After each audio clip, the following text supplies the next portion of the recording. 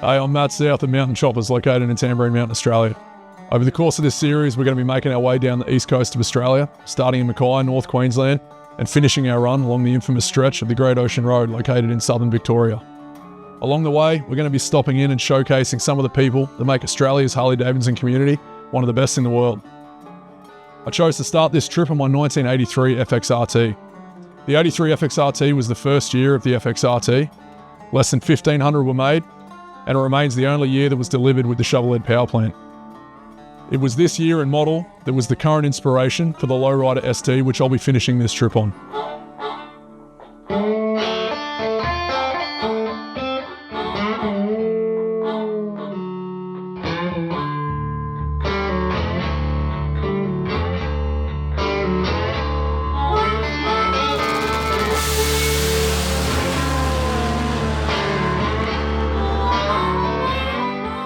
Few people in the world know what it feels like to tear down the drag strip at nearly 400 kilometers an hour on two wheels, but Damian Muscat is one of them.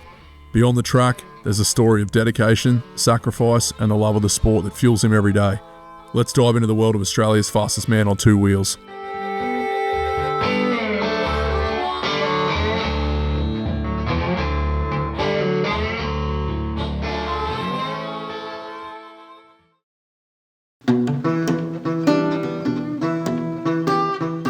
Yeah, this season started for us in November 2024. Went to the Drag Bike Nationals in South Australia, sponsored by Harley-Davidson. Went there with no specific ambition other than to go fast, and yeah, that's what we did. We went 580 at 245 mile an hour.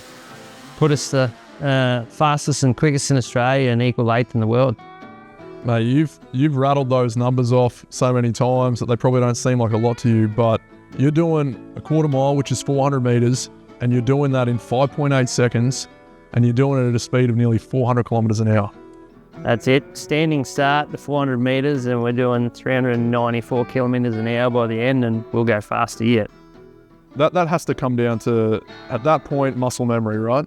Definitely muscle memory. I'll practice in the staging lanes before a race, just basically sit there, get right down as if I'm about to launch, and then just crack the throttle, loosely count the 6 in my head, grab the brakes, push the shoot button, turn the fuel off, and I'll just practice that before every run, just so it becomes muscle memory. So when the finish line comes, it just happens.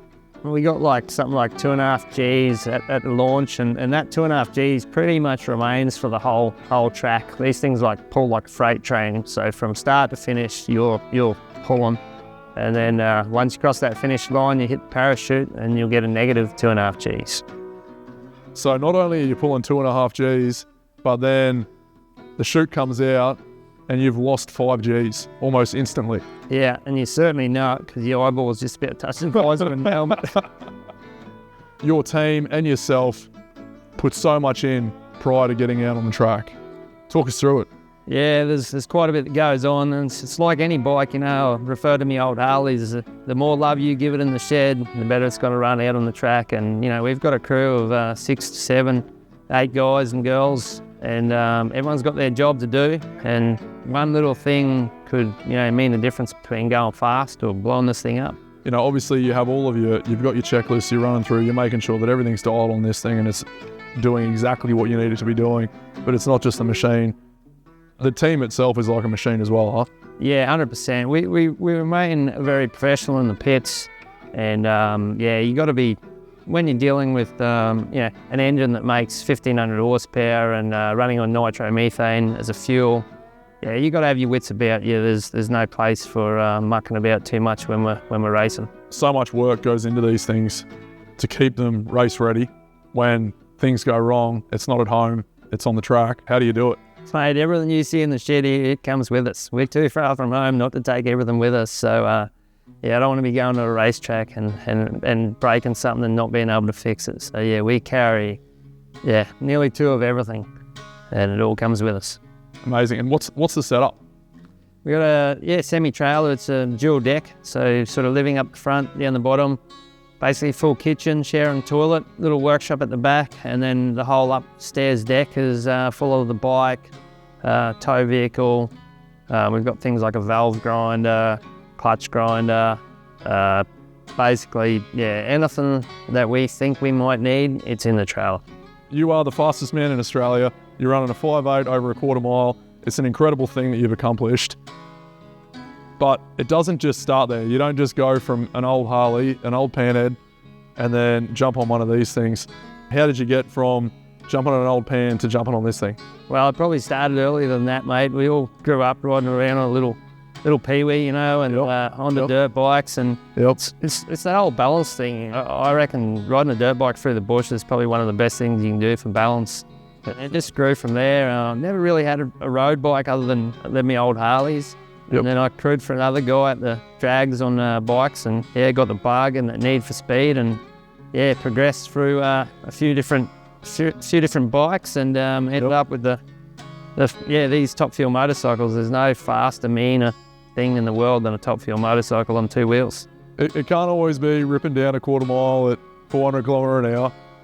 There's got to be the Sunday for you too, where you want to take it a little slower, you want to relax, but you still want to be on two wheels. Yeah, when you want the world to just go away, disappear, and jump on the old panhead, go for a jaunt, and there's nothing better. It's the best therapy in the world. Just cruise along on your bike and get the bugs in your teeth and the wind in your hair, or vice versa. And there's no better thing than just cruise along the highway and hearing that sound of that motor just stumping away. The bike that I best know you for is probably your pan. So that's the one that I've seen you do substantial miles on that bike. It's set up for those miles, right? You pretty well have a pack on that thing 24/7 that's ready to go. Yeah, I've had that one for some time, and pretty much built it from the ground up, or changed it up from the ground up and rebuilt it inside and out, so I know the motor's solid. And it's definitely set up for doing the miles. Got the swag on the back. It's quite comfy to cruise along. And perfect, man. And then you've also got not just the panhead, but you also got another pretty special bike. Now 47? 41. 41, wow, pre-war. Yeah. Now it's not just a traditional out of the factory knucklehead, is it? Tell us about it. No, it's a knucklehead chopper, and it's the knucklehead was kind of one of the great looking Harleys. They're beautiful. Just to look at the engine's just awesome. Yep. And it's always a dream to own one, and this one come up across my nose, I suppose, and we ended up with it, and it's been in the Gallery of Modern Art down at South Bank there. The Gallery of Modern Art, I guess they did like it's like Art of the Motorcycle, right? So it was essentially like an art exhibition, but it on bikes. It showcased all the different bikes, and yours was the Art of the Chopper, and it really is a beautiful chopper. Like, it's a great example to put in that.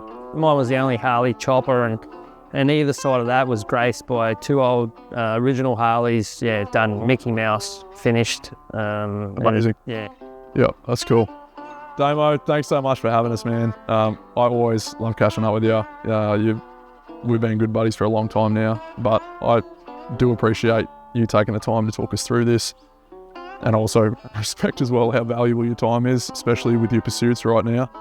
So, mate, thank you so much. No worries, mate. Yep. Hey, I've got something I've made out of some components off the bike that run that 580 class. So that's a valve which I've cut up and made this little Guardian valve for you. I know you got some treks ahead of you with these Harleys planned, and hopefully we'll put that on your bike and keep you safe. Mate, I love that. That's the leftover bit of valve, just so you know where it comes from. Fantastic. You're a good man. I definitely will probably need that in the future. Thanks, Dave. I appreciate you, man. No worries.